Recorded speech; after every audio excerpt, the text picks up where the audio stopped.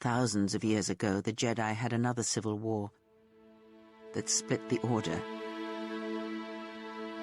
They waged war on their fellow Jedi, a war that raged across the galaxy. But these fallen Jedi were cast out, defeated, and they retreated to worlds in the Outer Rim. Over time, they took on the mantle of the Lords of the Sith. But in their hearts, they never forgot the Jedi. The hatred for the Jedi Order burns in their veins like fire and echoes in their teachings. In that they are concerned only with the destruction of the Jedi. For them, it is all that matters, all that ever mattered. It is a different war these Sith wage, a thing of silence and shadow. They strike from the darkness, hiding from the face of the galaxy until all Jedi are exterminated. After all the Jedi are gone, then the galaxy is theirs. No matter whether the Sith or the Republic rules, it is the dark side that shall reign unchecked.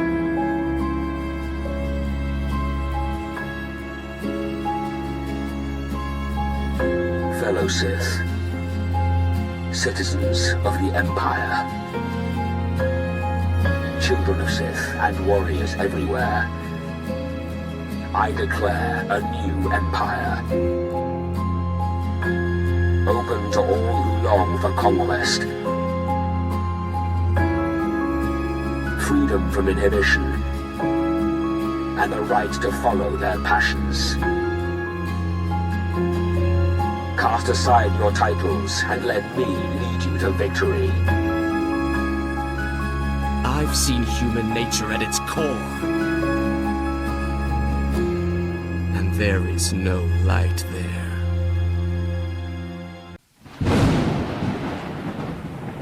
Misdirected passion.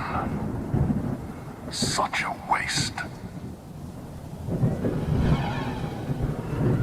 Peace is a lie. There is only passion. Through passion I gain strength. Through strength, power. Through The Sith and the Jedi are similar in almost every way. victory, I chains unbroken.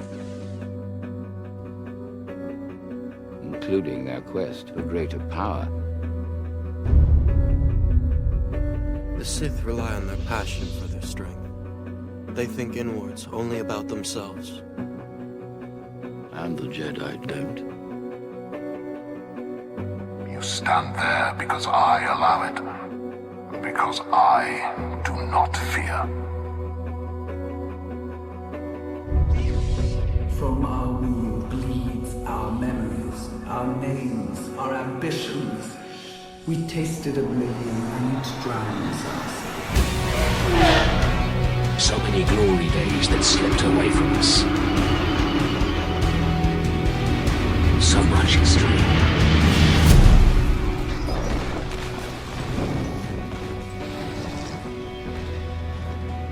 All you love and prize will fall. Gives you focus. Makes you stronger. You are mine. Servants, slaves, weapons, and you will obey. You're a threat to every living being in this galaxy. Reckless pride, limbed by self-righteousness. You are master of nothing.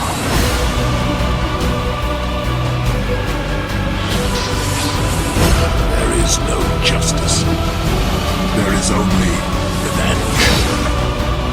Long live the new Emperor. Feel an Emperor's wrath. I have haven't enjoyed myself this much since the sacking of Coruscant. Show me the strength of your republic.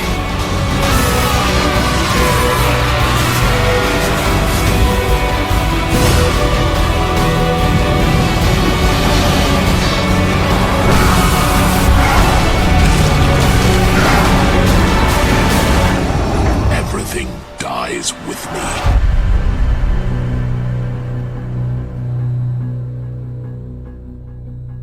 This tale I'm going to let run as it is, for the storyline is very comparable to the last war in heaven that brought down the high archangels and left them to roam as nomads until the Son of Man came. As I have understood it through the many different tales of events that occurred before and that occurred after the life and death of the Christ child, that his coming heralded many different revolts, including a revolt against the Archon's kingdom on earth and over mankind. To put it into perspective, I shall refer to the Greek legends of the Titanicai, or the War of the Titans and the Olympians, for it is an account of the events that occurred after the walls of heaven fell. I shall begin at the end of the second war in heaven, that was the battle against the 9 Lords of Darkness. The Dark Lords were survivors of the Nephilim children from the deluge. Their lives of having to run from the armies of heaven's forces after God's decree of them as abominations left them battle-hardened and brutal, so much so that their own children eventually were the ones to rise up against them. With the aid of mankind and other generations of their bloodline, they were able to contain their forefathers within Tartarus through the seals of Solomon and locked them behind the Black Gate.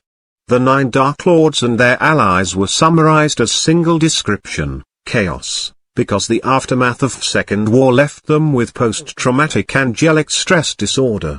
Anyone who knows any war veterans can understand the gist of the attitude they would occasionally erupt into. To that off with immense angelic power, and you have the reason why their children decided the only way they would be able to build a kingdom is if their ancestors were immobilized.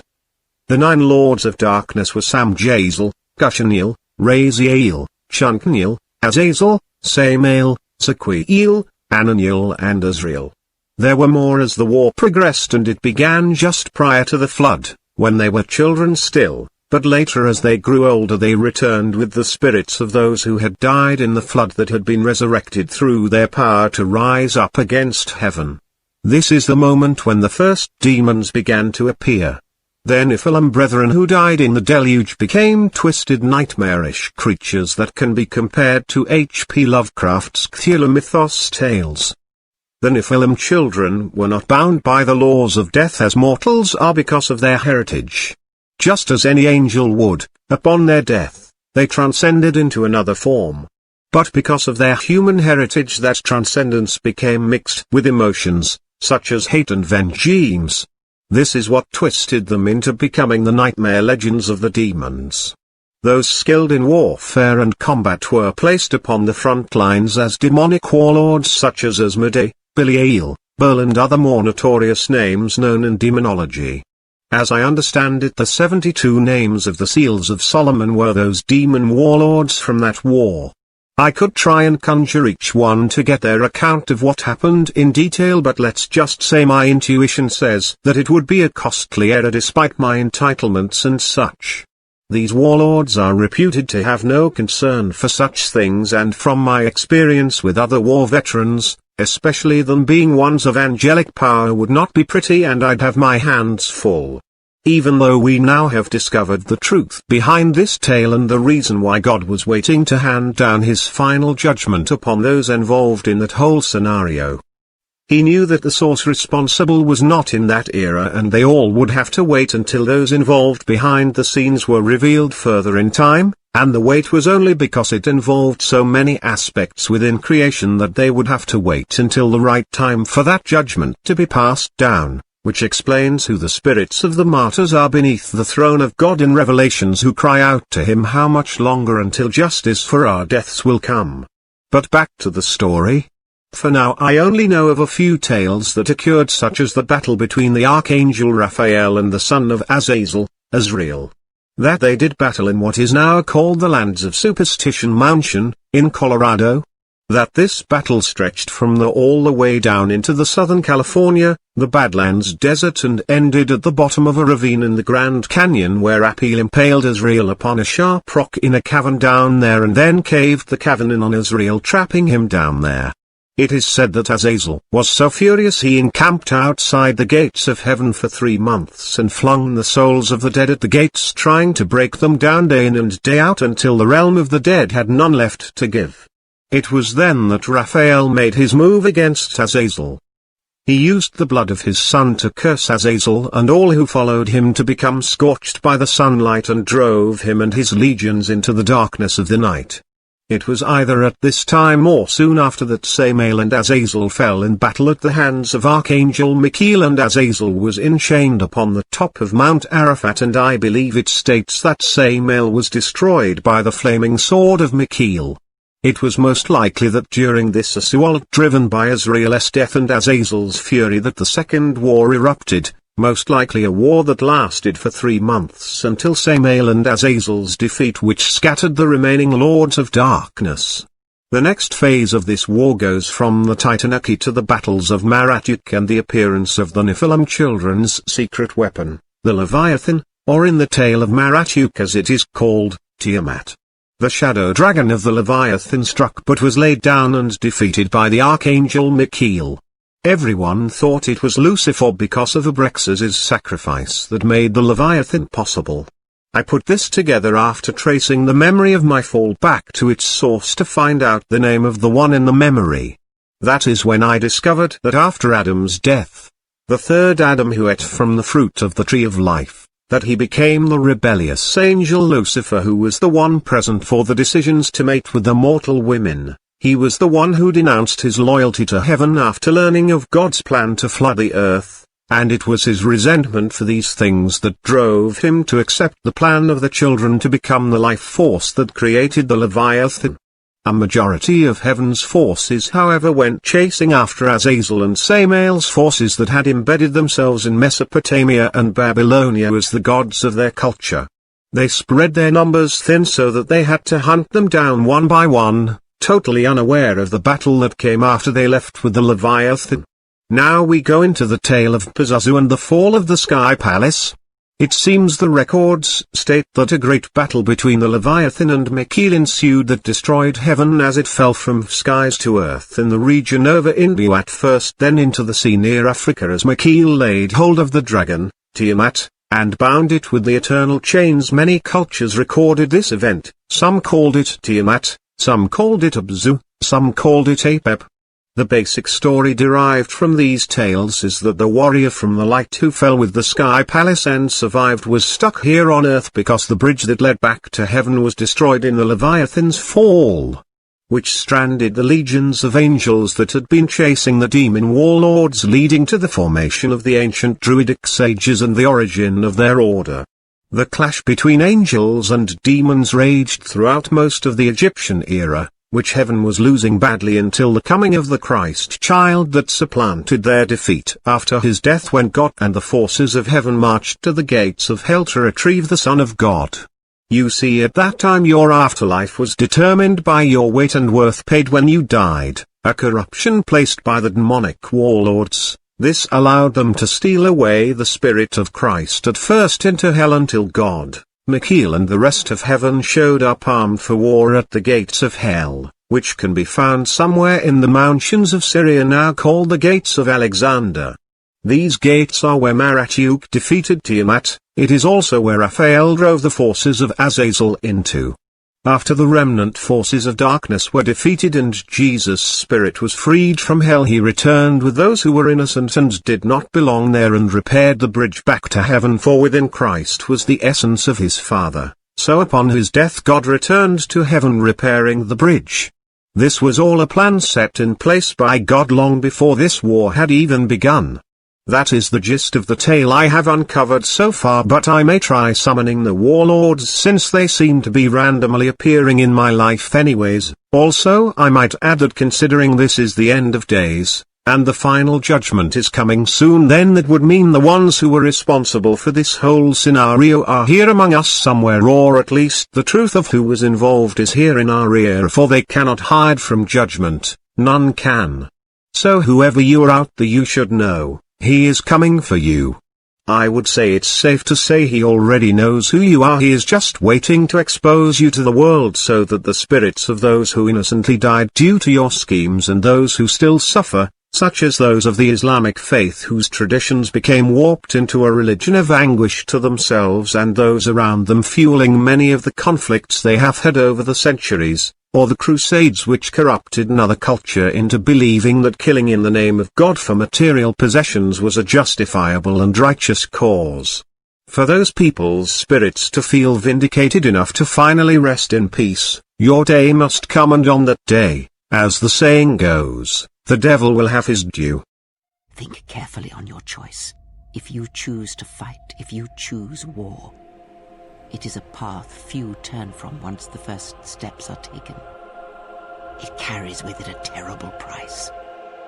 And in the end you may find you have nothing left to sacrifice. The Emperor and his proxies made their intent clear. They have broken the Treaty of Coruscant. Let there be no mistake. We are at war. You manipulate whole civilizations. Arrange decades of war. You're going to tell me why. The Force is conflict. The Empire is conflict. The Empire is war made manifest. That is why it is perfect. I fight because that is what I was made to do. The Jedi understand the Force only partially. They fail to comprehend the fundamental nature of the Force. That it is conflict. We're keepers of the peace, not soldiers. Mandalorians, prepare for battle. Today we march, we bleed, exhaust ourselves, and die. Because our true destination will be a battle worth winning. Beings die in war. That is the price that must be paid. This battle will be fought forever. And we will all burn together.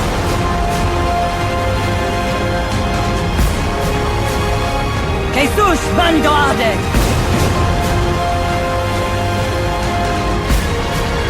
Who decides what is irrelevant?